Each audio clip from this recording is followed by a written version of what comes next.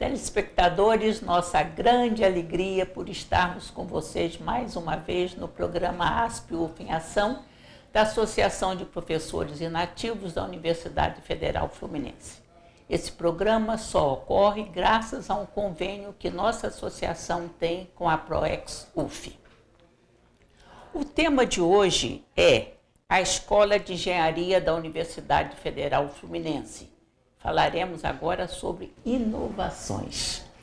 E, para falar sobre essas inovações, eu tenho ao meu lado a professora Fabiana Leta, vice-diretora da nossa Escola de Engenharia. Ela é engenheira mecânica pela UF, coordenadora do Centro Integrado de Tecnologia e Inovação da Escola de Engenharia da Universidade Federal Fluminense. Professora Fabiana, como surgiu a iniciativa do CIT? Antes de tudo, eu gostaria de agradecer, parabenizar a iniciativa aqui da ASP, em parceria com a ProEx. É uma satisfação estar aqui presente nessa entrevista com a professora Tânia. Bom, falar um pouquinho de como surgiu a iniciativa do Centro Integrado de Tecnologia e Inovação da Escola de Engenharia, falar um pouquinho da minha vida nessa área de inovação.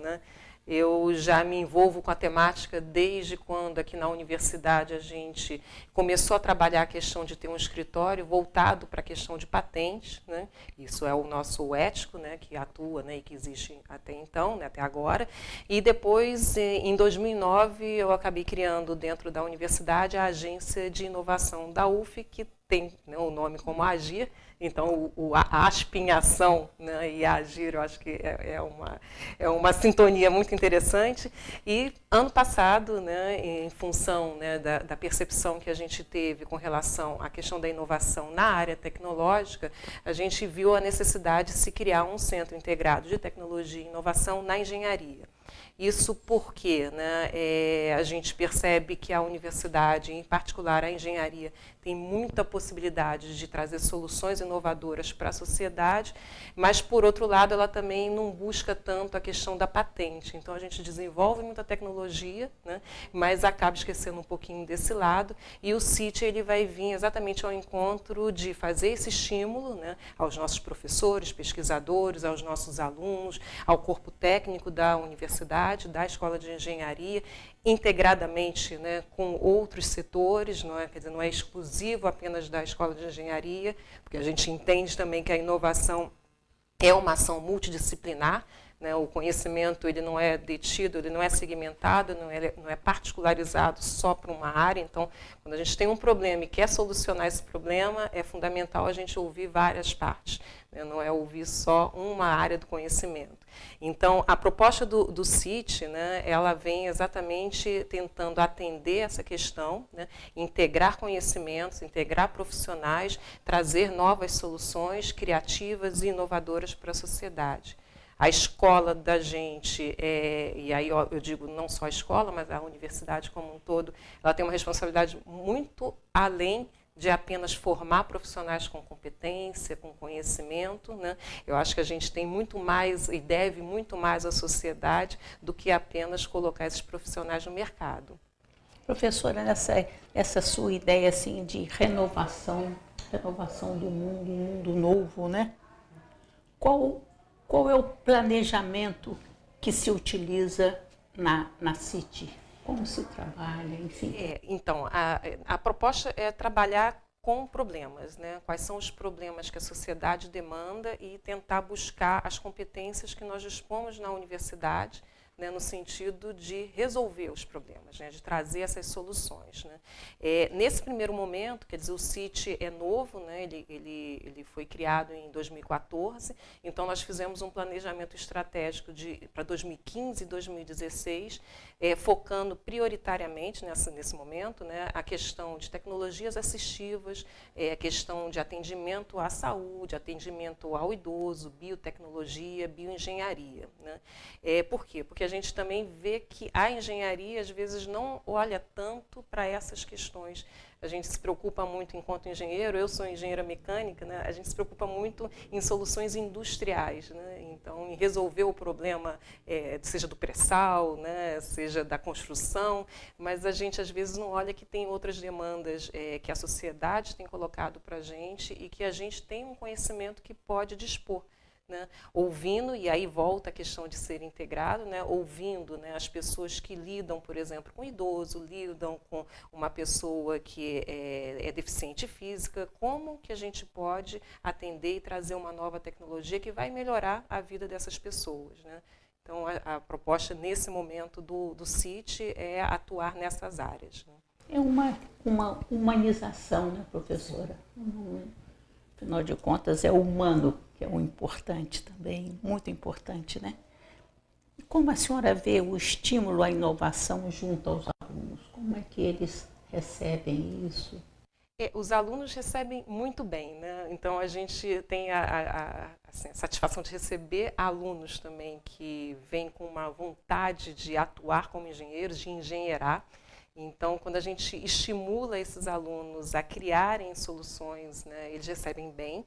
É óbvio que quando a gente fala de um curso de engenharia, eles vão passar por uma fase que é uma fase que eles vão ter que passar por disciplinas, serem bastante treinados, né, na área de física, de cálculo, e às vezes isso eles têm uma percepção equivocada de que eles estão afastados, né, da engenharia. Então, o que a gente tenta fazer nesse sentido? Né? Estimular ações dentro dos cursos de engenharia, particularmente eu sou professora da disciplina de Introdução à Engenharia Mecânica. Né? Nessa disciplina, os alunos, no primeiro período, quando eles só vêm com aquele conhecimento do ensino fundamental, do ensino médio, eles devem fazer um projeto inovador. Né? E esse projeto inovador, a gente tem trabalhado alguns temas também para estimular também a percepção da necessidade do social, então, e do social e do ambiental. Então, hoje eu trabalho com eles 2 temas, que é cidades sustentáveis, né, que faz essa crítica, né, faz com que eles observem mais o ambiente em que eles vivem e como que eles podem trazer soluções, né, sustentáveis para esse ambiente, e tecnologias assistivas.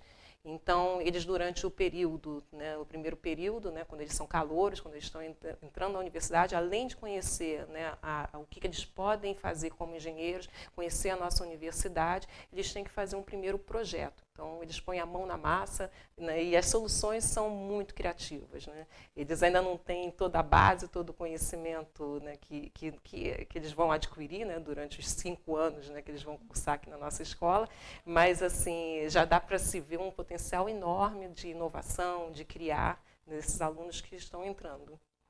Que bom, né? Você aproveita assim, todo o potencial criativo dos jovens, né? Logo no início. Professora, dê exemplos de atividades relacionadas à inovação que tem sido realizada. Além dessa, né, que no caso em particular eu faço uma disciplina de Introdução à Engenharia, eu acho que, por exemplo, os grupos, né, que hoje nós dispomos na universidade, na engenharia nós temos 5 nesse momento, né, que são os programas de educação tutorial, eles também estimulam bastante a criatividade, o inovar, porque, em geral, esses grupos trabalham. Eu sou tutora do programa, no caso do curso de Engenharia Mecânica, do PET, mas, assim, em geral, esses programas fazem com que os alunos tenham que desenvolver projetos e, nesse momento, eles têm que criar. Então, esses assim, projetos que são feitos, né, são uma fonte de estímulo para esses novos alunos. Além disso, né, nós temos projetos que já foram mencionados aqui anteriormente, como Minibaja, Fórmula SAI, no caso Barco Solar. Então, são projetos de robótica, são projetos em que os alunos acabam aprendendo conteúdos, e esses conteúdos eles colocam na prática, projetando, seja um barco, seja um carro, seja um robô. E na hora que eles projetam isso, eles têm que usar toda a técnica que eles estão, né, estudando, aprendendo, e além disso, serem bastante criativos. O estímulo, nesse caso aí, é um estímulo para a competição. E como são jovens, né, eles são bastante incentivados para isso. Então, eles sabem que ao final desse projeto, eles vão estar participando de algum tipo de competição, e esse tipo de competição, né, move bastante, né, o ânimo deles por criar e por inovar. Existe também na escola as empresas juniores. Essas, particularmente, né, além de trazerem propostas também, soluções, né, para problemas que são demandados, né, pela sociedade, eles trabalham um outro aspecto que também está muito relacionado com a inovação, que é o empreendedorismo, né? Então, eles trabalham como dentro de uma estrutura de negócio, de uma estrutura de uma empresa, né, e aprendem desde muito jovens, né, a como empreender o seu próprio negócio e empreender nas soluções, né, dos problemas que a sociedade nos impõe. Né. E olha, professora, escutando a senhora falar, se eu fosse mais nova, eu seria roubada da educação para a engenharia. A senhora poderia falar mais alguma coisa com esse teu entusiasmo? Você quer tanta coisa no seu interior. Seria assim, uma satisfação, até porque, né, como eu comentei, né, a inovação ela não é uma coisa especializada, né, não é uma coisa própria apenas da área tecnológica, ela é multidisciplinar. Hoje a gente vê resultados, né, inovadores na área de educação, né, novas tecnologias aí sendo utilizadas, né, para estimular o aprendizado na área de educação. Então, eu acho que até na formação desse aluno, né, que vai ser o aluno inovador, criativo, né, a gente também não se restringe apenas à técnica e à ciência. Né? Esses alunos hoje, para terem uma formação mais global, eles têm que saber muito bem se expressar, saber, e às vezes aquele engano, né, que o aluno da área tecnológica vem para o curso de engenharia e acha assim, olha, mas eu vim fazer engenharia porque eu não gosto de escrever, eu não gosto de falar, mas é um engano muito, muito sério, né, porque, na verdade, ele vai ter que, em algum momento, né, seja na hora que ele for apresentar o seu projeto, né, apresentar a sua solução, ele vai ter que se expressar muito bem. Então, a gente, se está visando inovação, a gente também tem que pensar na formação mais globalizada, não uma formação apenas técnica e científica. Então, ele tem que ter uma formação diferenciada nesse sentido também. Uma formação integral, né? Integral. E essa parte assim de humanismo que a senhora está colocando nesse trabalho é muito importante, né? E explorar também a criatividade do jovem, né? Que ele está cheio de ideias, né? De inovação, de um mundo novo, de renovação da sociedade, né? E vocês estão lá na nossa escola de engenharia propiciando isso. Professora, infelizmente nós estamos chegando ao término desse primeiro bloco, mas você continue conosco, telespectador, porque daqui a pouco nós estaremos continuando a focalizar a Escola de Engenharia da Universidade Federal Fluminense e inovações. Continue conosco, voltaremos dentro de instantes.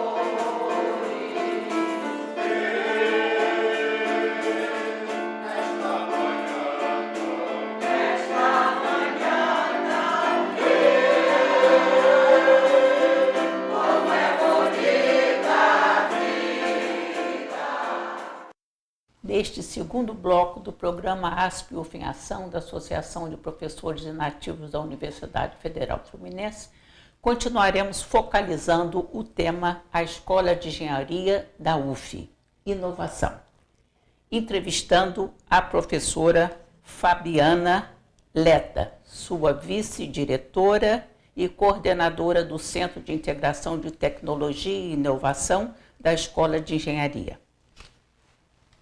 Então, eu estou diante de uma professora. Como está a presença da mulher na Escola de Engenharia? A senhora é um exemplo de uma mulher vice-diretora. E como anda a presença da mulher na nossa engenharia? Mudou bastante, né? Eu acho que assim, desde quando eu me formei, né, eu me formei aqui na UF como engenheira mecânica. Na ocasião que eu me formei, era eu e mais uma colega apenas. E então, hoje, quando eu recebo, por exemplo, no curso de engenharia mecânica, os alunos do primeiro período, eu acho que hoje já cerca de 20% em engenharia mecânica. Então, a presença feminina tem crescido bastante. E a gente busca também desmistificar um pouquinho, né, que a engenharia é uma profissão para homens, né? Então, a gente tem alguns exemplos que eu gosto muito de dar para os alunos. Nós tivemos uma piloto, né, do carro, né, do Baja, né, e uma piloto que hoje está como engenheira atuando na área automobilística. Então, esse é um exemplo de que é possível, né, se formar, né, e ter sucesso como engenheira mecânica. Isso mecânica, né? Nas outras áreas, né, a mecânica eu estou chamando mais atenção por eu ter vivido isso e também porque ser também uma área tradicionalmente dita como uma área masculina, né? Eu acho que a mulher ela tem todas as competências e habilidades para exercer, né, e estudar, né, exercer o cargo de engenharia, todas elas, né, com um diferencial, né? Acho que a gente faz com um certo toque, né, e assim com um certo cuidado, né, que muitas vezes os homens não têm. Então a gente observa em várias situações, por exemplo, não como engenharia, mas assim em nível técnico, né, profissionais mulheres que são soldadoras que desempenham o papel de soldadora com um resultado muito mais eficiente, muito mais eficaz às vezes do que um homem, porque ela tem um cuidado maior, né, no exercer a profissão. Então, acho que a gente vai mudar bastante, a sociedade ainda precisa tirar um pouquinho, quebrar um pouquinho esses preconceitos. Não é um preconceito só da área tecnológica, acho que é um preconceito que existe em diversas outras áreas, né? Na área política também, acredito que a gente percebe isso também, na nossa universidade a gente também percebe isso, mas a gente vai quebrando barreiras. Eu fui, no caso da engenharia mecânica, eu fui a primeira chefe do departamento de engenharia mecânica, por 3 mandatos, né? Eu sou a primeira vice-diretora da Escola de Engenharia e eu acho que a gente tem que quebrar essas barreiras, mostrar que assim, os caminhos e a competência não tem nenhuma relação com o gênero da pessoa. Nós estamos assim numa época de quebra dessas diferenças, né? A diferença de gênero atualmente. O século XX foi considerado o século da mulher, que realmente o que nós conquistamos foi bastante importante, né? Eu tenho uma amiga de 87 anos que ela disse que ela foi a primeira a entrar na Escola de Engenharia da Universidade Federal do Rio de Janeiro. E a mãe dizia, mas você quer mesmo ser engenheira? Nós tivemos nós fizemos, né, o CIT fez, né, esse ano também, que foi também uma alegria muito grande, né, um evento que foi as novas faces de Eva, né? E a gente foi até um nome provocativo, né, e fizemos uma homenagem a diversos profissionais. Eu também fui homenageada nessa ocasião, né, professora Aidil e várias outras. Mas assim, a importância de destacar, né, que a gente tem um espaço, e não é um espaço de competição, de tirar de ninguém. É um espaço que nos é de direito pela competência, né, pela capacidade que nós temos, né. Professora, qual o seu entendimento de inovar? A senhora que é coordenadora desse Centro Integrado de Tecnologia e Inovação de nossa Escola de Engenharia. Bom, inovar é um termo que passou a ser muito usual, né? Em todo momento nós falamos assim, a pessoa está inovando e é muito associado a criar. Mas, fundamentalmente, se pegarmos assim das definições, você faz uma inovação quando você põe uma ideia na prática, né? Então, você tem uma ideia, né, você inventa, né, quer dizer, traz uma solução, né, essa ideia vem de um problema que você identifica, cria-se uma solução, e essa solução, quando ela se transforma em alguma coisa que efetivamente alguém utiliza, a sociedade utiliza, a gente, de fato, né, pode dizer que ocorreu a inovação. Então, hoje, quando a gente fala também de inovação, não é só restrito a aspectos de tecnologia. Então, a gente vê inovações em processos, em serviços, né, inovações de cunho social. Então, não necessariamente inovação é pensar que é um novo produto, né, ou uma nova técnica. Pode ser uma nova forma de lidar com o próximo, isso pode ser uma inovação, desde que seja uma ideia nova, naquele momento nova, né, e que esteja trazendo uma solução, né, criativa para o problema que está sendo colocado para a gente.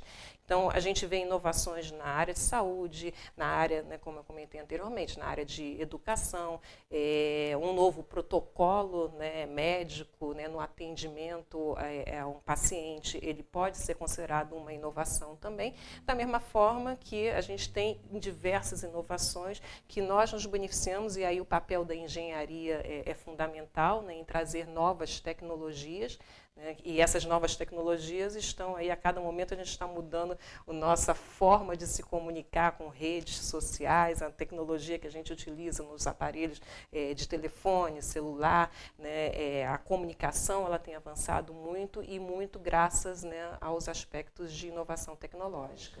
Parece que o homem está utilizando cada vez mais a sua capacidade de modificar o mundo, né?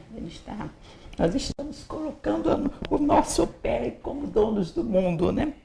Que o façamos bem, né, professora? Eu acho que a gente é incomodado, né, por trazer alguma coisa nova, né? A gente está sempre insatisfeito e quer ter alguma coisa melhor. Então, e aí tem um desafio social e ambiental, né? A gente tem que fazer isso, mas sempre com a ética, né, e respeitando-se essas questões, né? Tudo para o bem, né?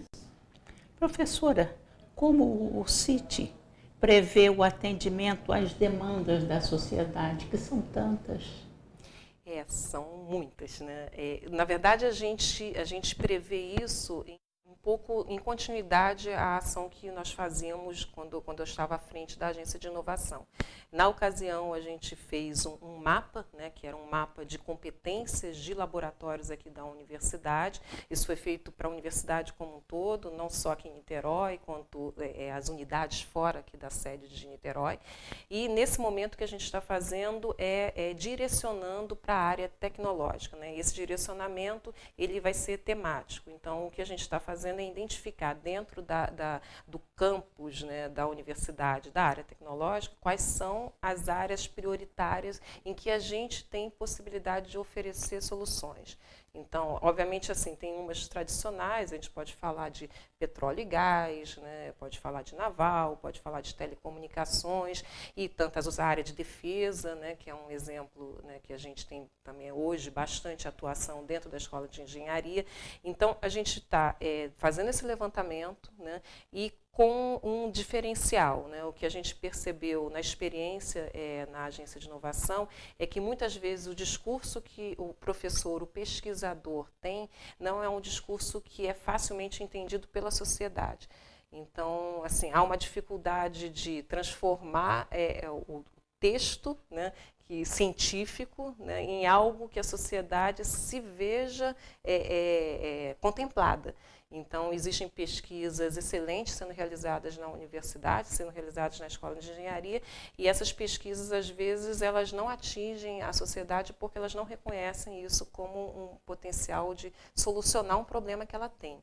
Então, essa também é um desafio que nós vemos trabalhando no CIT. A senhora poderia dar um exemplo de alguma coisa nesse sentido? Por exemplo, imaginar que uma pesquisa científica que gera um artigo científico, né, com termos bastante rebuscados, né, e que é entendido pela comunidade científica, a indústria ela não consegue ver que aquilo ali pode se transformar, né, pode ser trabalhado para solucionar através de uma nova tecnologia para ela, né. Se até mesmo a indústria, imagine o povo. O povo mais ainda. Professora, como coordenadora desse trabalho de inovação, a senhora vê alguma possibilidade de colaborar com a nossa Associação de Professores Inativos, a nossa querida ASP-UF? Vejo total possibilidade, né? Porque assim, essa ação, né, de trazer essas soluções para a sociedade, e quando eu falo sociedade, não é só a questão da indústria, né, das empresas, né, ela demanda competências, demanda conhecimento. E muitas vezes a gente esquece que tem vários conhecimentos, várias competências, né, que não estão mais na ativa, né, dentro da universidade, né? Então, assim, a proposta que a gente tem no CIT é fazer isso também em conjunto com uma decania dentro da Escola de Engenharia.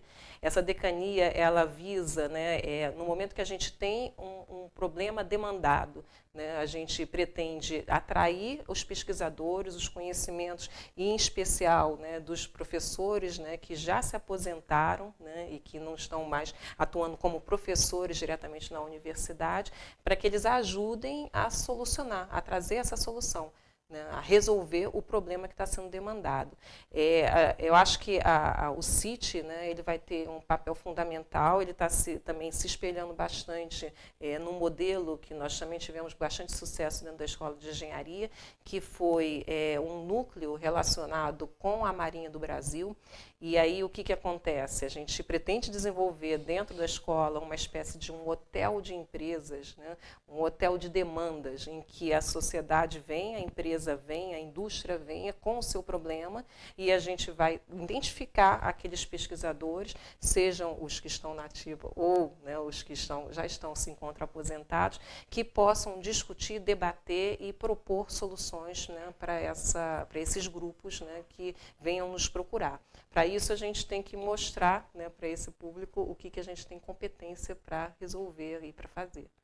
Eu acho muito interessante o nosso coordenador, o professor Antônio Pull, quando resolveu fazer assim uma série de programas sobre a universidade, né?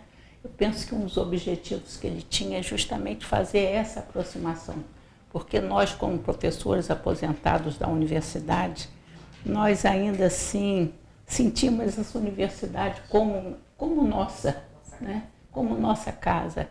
E a nossa aproximação com vocês que estão na ativa é alguma coisa assim muito importante para nós, não só porque nós nos reciclamos, mas também a gente ainda tem alguma coisa para dar em função da nossa experiência de 30 anos ou de 47, como o nosso atual diretor da sua escola nos falou, né? Enfim, isso é muito importante. Infelizmente, professora, nós estamos chegando ao término desse programa da Associação de Professores Nativos da Universidade Federal Fluminense. Nós agradecemos a nossa entrevistada, a professora Fabiana Leta, vice-diretora da nossa Escola de Engenharia, quebrando assim paradigmas, né? Tendo uma mulher como sua vice-diretora.